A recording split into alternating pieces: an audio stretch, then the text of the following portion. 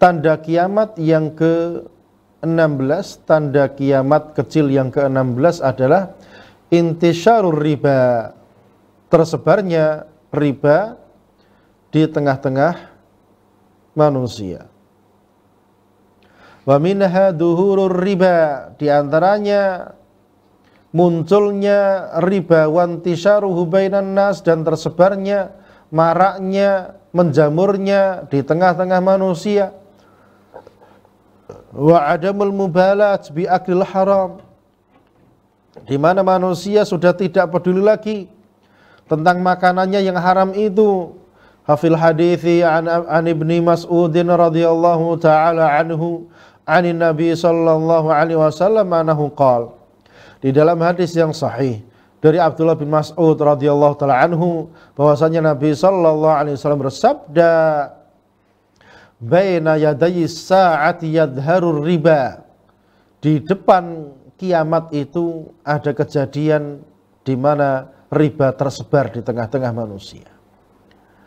Wa fi as-sahih, di dalam hadis yang sahih, an Abi Hurairah radhiyallahu anhu, dari Abu Hurairah radhiyallahu anhu, anna Rasulullah sallallahu alaihi wasallam qala, bahwasanya Rasulullah sallallahu alaihi wasallam bersabda, la ya'tiyanna 'alan nasi zamanun, akan datang pada manusia suatu zaman, la yubalil mar'u, di mana orang enggak peduli lagi, bima akhadzal mal, harta yang dia ambil itu, aminul halalin aw min haram, apakah itu harta yang halal atau haram, pokoknya sikat aja, ambil, enggak peduli halal dan haram.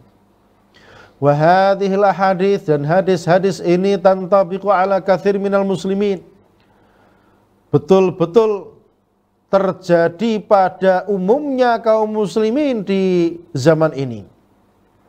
Fatajiduhum, di mana kamu mendapati mereka la yataharraunal halal fil makasib, enggak peduli apakah pekerjaan yang dia kerjakan itu halal atau tidak. Bal yajma'unal mal min halal haram, yang ada mereka mengumpulkan harta itu halal haram campur semua. Wa aghlab dzalika bidukhulir riba, dan paling banyak harta haram masuk pada kantong-kantong manusia dari riba, fi muamalatin nas, di dalam bermuamalah.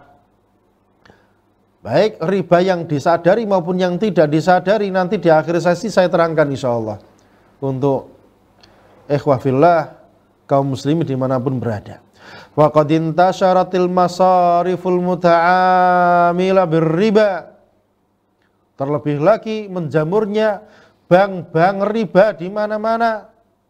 Hampir di seluruh penjuru negeri ada bank-bank riba itu. Bank-bank yang berbunga, bukan hanya bank saja, pegadaian pun berbunga-bunga.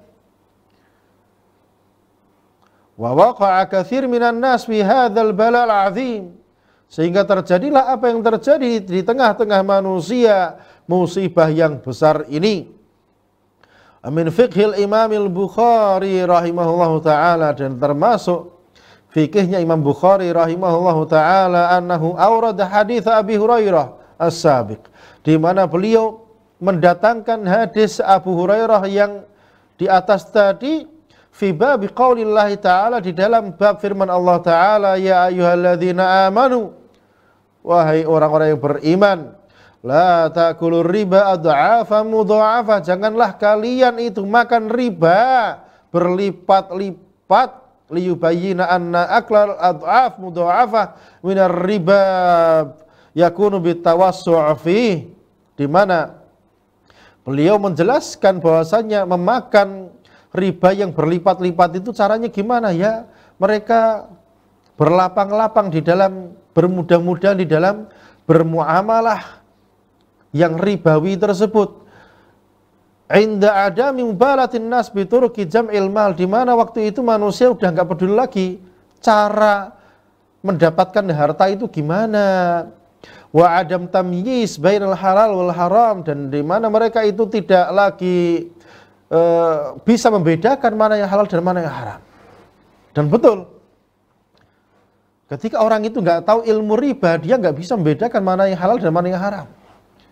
Dulu ketika saya masih kecil, ya sikat aja. Ya karena belum belajar, ketika belajar fikih, oh ternyata dalam kitabnya para ulama seperti ini. Taib, operator yang tolong di yang tadi yang bagian pertama terkait masalah fikih riba, tolong di post di sini, dinampakkan. Oke. Jadi kaum muslimin ikhwafillah rahimakumullah, riba itu ada dua macam ya. Ada riba dalam jual beli dan riba dalam utang piutang. Ini yang ada di layar ini adalah riba dalam jual beli. Perhatikan kaum muslimin yang dimuliakan Allah Subhanahu wa taala. Apa maksudnya riba dalam jual beli? Artinya barang yang diperjualbelikan itu mengandung riba. Nah, HP yang saya pegang ini apakah dia barang riba atau bukan? Nah, nanti kalau dia itu termasuk barang riba, bagaimana cara bermuamalahnya? Ini ada tata caranya. Tolong perhatikan yang dengan seksama. Riba jual beli. Artinya barang yang diperjualbelikan tadi apakah ada ribanya atau tidak. Nah, apakah barang itu mengandung riba atau tidak? Kita klasifikasikan menjadi dua. Ma yajri fihi riba, yang barang itu di dalamnya ada riba. Yang kedua, klasifikasi yang kedua, ma la yajri fihi riba, barang-barang yang tidak mengandung riba. Nah, kita ingin tahu barang-barang yang mengandung riba itu apa saja dan barang-barang yang tidak mengandung riba itu apa saja. Barang-barang yang mengandung riba itu apa saja? Ada 3 jenis. Yang pertama al-makilat. Makilat itu barang-barang yang bisa ditakar ya. Yang kedua mauzunat. Yang kedua adalah barang-barang yang bisa ditimbang. Yang terakhir adalah nukut, alat tukar. 3 barang ini yang dalam tukar menukar atau jual beli dipakai ya, maka jika terpenuhi 3 sifat ini maka dia termasuk barang-barang ribawi. Yang pertama makilat, barang-barang yang bisa ditakar. Yang kedua mauzunat, barang-barang yang bisa ditimbang. Yang terakhir adalah alat tukar. Barang-barang yang bisa ditakar seperti apa? Kurma, gandum, tepung, beras, jagung, kedelai, dan kawan-kawan. Ini barang yang bisa ditakar. Maka dia masuk kategori barang yang mengandung unsur riba di dalamnya. Yang kedua, barang yang mauzunat, yang bisa ditimbang. Apa saja barang yang bisa ditimbang? Barang yang bisa ditimbang itu dia belum tentu bisa ditakar. Contohnya apa? Semangka ya. Semangka itu ditimbang, nggak ditakar. Kemudian apel, kemudian pepaya, kemudian apa lagi? Barang-barang seperti itu, yaitu adalah barang-barang yang ditimbang. Jadi barang itu kalau bisa ditimbang, maka dia masuk kategori barang yang ada unsur ribanya. Yang terakhir adalah alat tukar. Uang, duit, emas, perak, ini alat tukar. Maka dia mengandung riba. Nah, barang yang tidak mengandung riba itu apa? Yang tidak ada di 3 unsur tadi. Tidak ditakar, tidak ditimbang, dan dia bukan alat tukar. Apakah dia ditakar? Apakah dia ditimbang? Apakah dia alat tukar? Jawabannya tidak. Maka HP adalah barang jual beli, barang dagangan yang tidak mengandung unsur riba. Bisa dipahami? Oke. Ini barang-barang yang mengandung riba dan barang-barang yang tidak mengandung unsur riba. Nah, lantas bagaimana tata cara bermuamalah terhadap barang-barang yang mengandung unsur riba tadi? Di poin yang berikutnya, operator. Oke. Di situ terbagi menjadi 3 ya. Ada makil, ada mauzun, ada naket.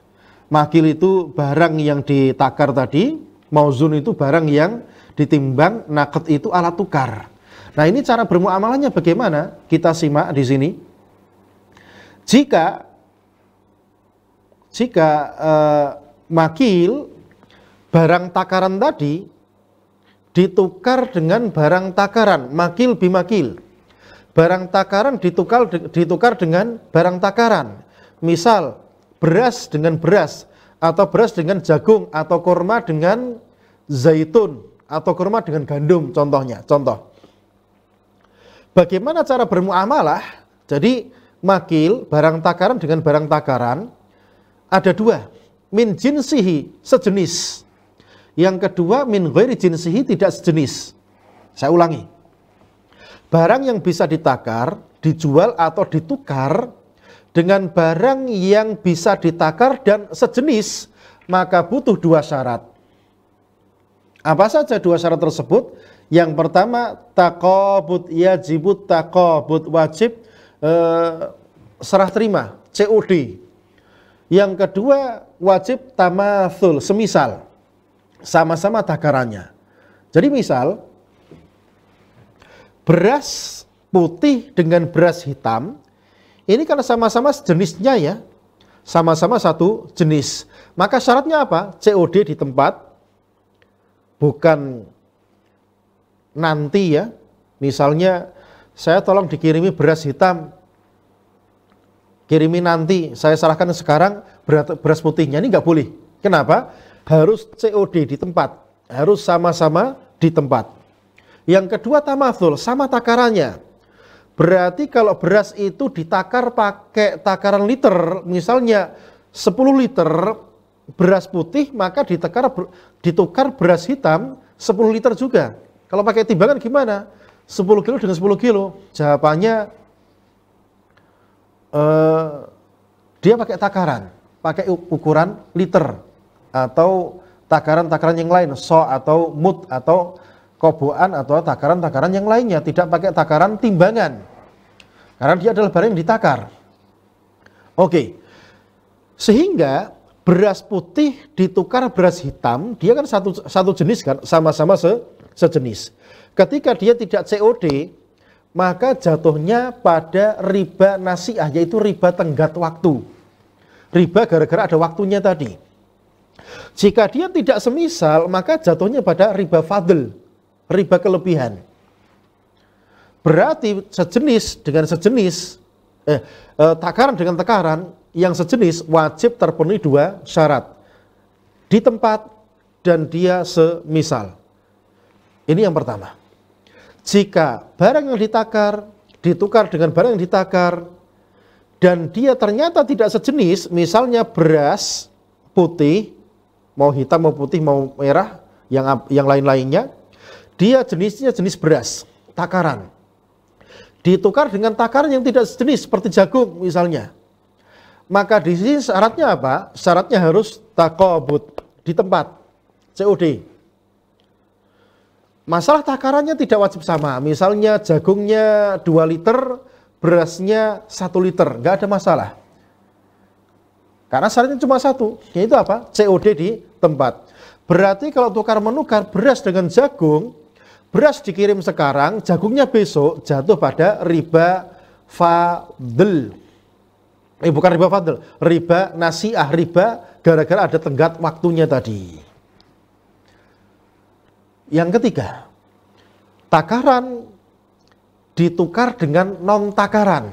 Misal, takaran ditukar dengan timbangan, beras ditimbang dengan pepaya. Maka di sini nggak butuh COD di tempat dan nggak butuh yang semisal.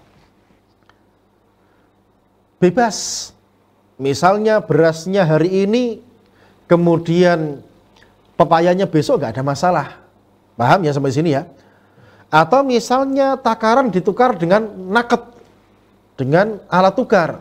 Beras ditukar dengan duit, maka boleh beras sekarang, duitnya besok. Atau duit sekarang, berasnya besok, nggak ada masalah. Dan beda ukuran juga tidak ada masalah, tidak lazim sama ukurannya. Nah, nanti yang mauzunat, bawahnya, operator, yang mauzun, yang ditimbang pun sama. Yang ditimbang ditukar dengan bimauzun, dengan sama-sama ditimbangnya. Dia satu jenis. Maka syaratnya 2, yaitu COD di tempat, dan apa? Dan tamatsul. Semisal, sama timbangannya. Misal, pepaya California ditukar dengan pepaya Gresik. Syaratnya apa? Harus di tempat plus apa? Sama timbangannya. 50 kilo sama 50 kilo. Timbangan dengan timbangan yang tidak sejenis, misalnya pepaya dengan semangka. Maka syaratnya satu, yaitu di tempat tadi. Timbangannya boleh beda. Misalnya semangka itu adalah 50 kilo, ternyata pepayanya 70 kilo, nggak ada masalah. Tetapi kalau tadi tidak COD, tidak di tempat, maka jatuh pada riba nasi'ah. Timbangan dengan non timbangan, contoh timbangan ditukar dengan takaran tadi sudah ya, atau timbangan ditukar dengan duit. Pepaya pakai duit, maka tidak perlu dua syarat tadi. Tidak perlu di tempat dan tidak wajib harus semisal. Bebas, misalnya pepayanya nanti, duitnya sekarang, atau duitnya nanti, pepayanya sekarang, nggak ada masalah. Atau misalnya timbangan dengan non takaran dan non alat tukar seperti HP, ini kan bukan alat tukar ya. Pepaya ditukar dengan HP, ya nggak ada masalah, nggak wajib harus di tempat dan tidak wajib harus apa? Satu takaran atau semisal. Yang terakhir yaitu duit atau alat tukar.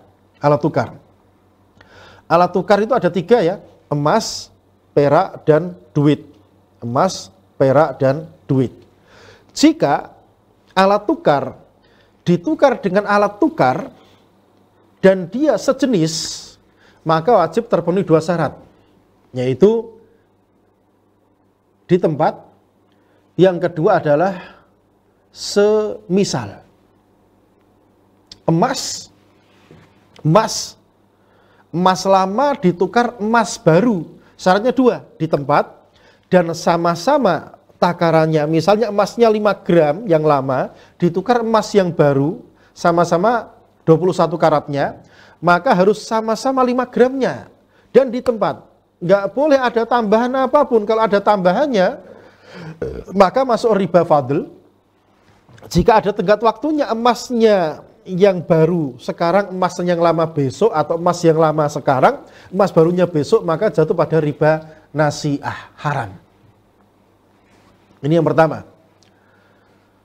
Alat tukar dengan alat tukar yang tidak sejenis. Contoh, emas dengan uang, ini kan sama-sama alat tukarnya. Sama-sama alat tukarnya tapi tidak sejenis. Emas dengan uang. Emas dengan uang. Maka syaratnya satu, harus apa? Di tempat. Adapun beda ukurannya nggak ada masalah. Tapi harus di tempat. Nggak boleh jual belinya ada tenggat waktunya. Misal, beli online emas hari ini, barangnya dikirim besok. Ya ini nggak boleh. Terjadi riba nasi'ah. Duit dengan duit.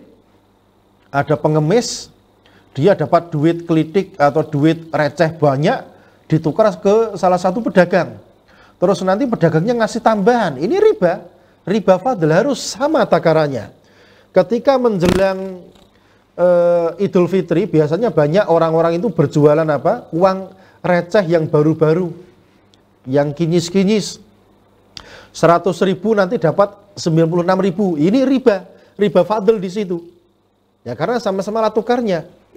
Kalau duitnya rupiah ditukar ke real misalnya, ini syaratnya satu, apa? Harus COD di tempat. Di tempat. Walaupun takarannya beda, nggak ada masalah. Karena dia beda apa? Beda jenis, rupiah ke real. Ini tata cara bermuamalah terhadap barang-barang yang ribawi, yang ada unsur ribawinya, maka tata cara tukar menukarnya, jual belinya seperti itu. Ini riba yang pertama, yaitu riba jual beli. Riba yang kedua yaitu riba utang piutang. Riba utang piutang itu hanya berlaku riba fadl di situ. Operator, riba yang terakhir dinampakkan di layar. Oke. Riba utang piutang, kaidahnya kul qardin jarra naf'an fahuwa riba. Setiap utang piutang yang ada manfaatnya di situ, maka dia riba. Perhatikan kaum muslimin. Barakallahu fikum. Setiap utang piutang yang ada manfaatnya, ada faedahnya yang didapatkan oleh kedua belah pihak, maka ini adalah riba. Nah, dalam bahasa fikihnya ziyadah fi raddil qardi, yaitu tambahan ketika ngembalikan utang piutang tadi. Ini kita bahas juga. Jadi anak kasih contoh ya, utang piutang. Sampean saya kasih utangan 100 juta. Oke, ambil. Habis itu sampean goncengkan saya untuk pulang ke rumah. Boncengin tadi atau ngasih payung tadi atau belikan es tadi, Pak minum Pak. Ini faedah atau bukan? Manfaat atau bukan? Iya, itu manfaat dalam utang piutang, itu riba. Arisan misalnya, arisan itu utang piutang. Kemudian pihak arisan tadi menyediakan makanan, menyediakan minuman untuk peserta arisan. Maka ini riba. Kenapa? Utang piutang ada manfaatnya. Ini kaidahnya. Kul qardin jarra naf'an fahuwa riba. Setiap utang piutang ada manfaatnya di situ, maka dia riba. Nah, lantas bagaimana jika kita membayar utang terus kita tambahi bayaran utangnya tadi? Apakah itu diperbolehkan? Ada dua. Tambahan atas utang ya. Jadi kita misalnya utang 100 juta, bayar jadi 110 juta. Apakah itu diperbolehkan? Ada dua kategori. Yang pertama masyrutoh, disyaratkan di awal. Maka ini hukumnya haram, riba. Riba fadl. Sampean utang 100 juta, nanti baliknya berapa? 110 juta. Ini riba fadl. Haram hukumnya. Haram hukumnya, tidak diperbolehkan. Atau misalnya jual beli rumah atau tanah pakai kredit. Beli cashnya 100 juta, beli kreditnya jadi 150 juta. Ini hukum asalnya diperbolehkan. Tetapi kalau sampai ada denda dan disepakati kedua belah pihak, kalau sampean nanti terlambat bayarnya, maka kena denda dan disepakati. Maka ini adalah akad riba yang diharamkan dan tidak diperbolehkan. Hukum asalnya kredit diperbolehkan. Saya lanjutkan. Jadi tambahan atas utang jika disyaratkan di awal seperti denda kredit tadi atau yang lain-lain, meminjam di bank tadi dikenakan bunga bank, itu masuk kategori riba fadl karena disyaratkan di awal. Tapi kalau tidak disyaratkan di awal, ini ada dua kategori. Yang pertama, dia pengen membalas kebaikan temannya yang ngutangi tadi dengan yang lebih baik. Maka ini disunnahkan. Jadi saya ngutangi sampean 100 juta, sampean balik ke sini ternyata ngasih 200 juta, ya saya terima. Ini termasuk adalah sunnah di mana Rasul alaihi salatu wasallam beliau utang, kemudian mengembalikan lebih dari utangan tersebut. Jadi misalnya utang onta dikembalikan onta yang lebih gede. Maka ini masuk kategori disunnahkan. Kenapa? Tidak ada syarat di awal. Jadi dalam rangka membalas al-wafa bil ajwad, membalas dengan yang lebih baik kepada yang mengutangi tadi, maka dia diperbolehkan, bahkan disunnahkan. Yang kedua, sebagai bentuk hadiah. Jadi setelah utang dia ngasih hadiah kepada yang ngutangi. Digeser dikit. Nah itu. Hadiah ba'dal wafa qoblal wafa. Oke. Jadi setelah utang dia ngasih hadiah. Nah, boleh nggak ngasih hadiah kepada orang yang ngutangi tadi? Ada dua jenis. Jika hadiahnya diberikan setelah dia bayar utang, maka itu diperbolehkan dan disunnahkan. Tapi kalau ngasih hadiahnya itu sebelum utangnya lunas, maka dia ada dua kategori. Yang pertama, dia sebelum utang sudah terbiasa ngasih hadiah, maka ini diperbolehkan, nggak ada masalah. Yang kedua, sebelum utang dia nggak pernah ngasih hadiah, bukan kebiasaan dia lah. Setelah dia itu utang ternyata tiba-tiba sering ngasih hadiah, maka ini tidak diperbolehkan.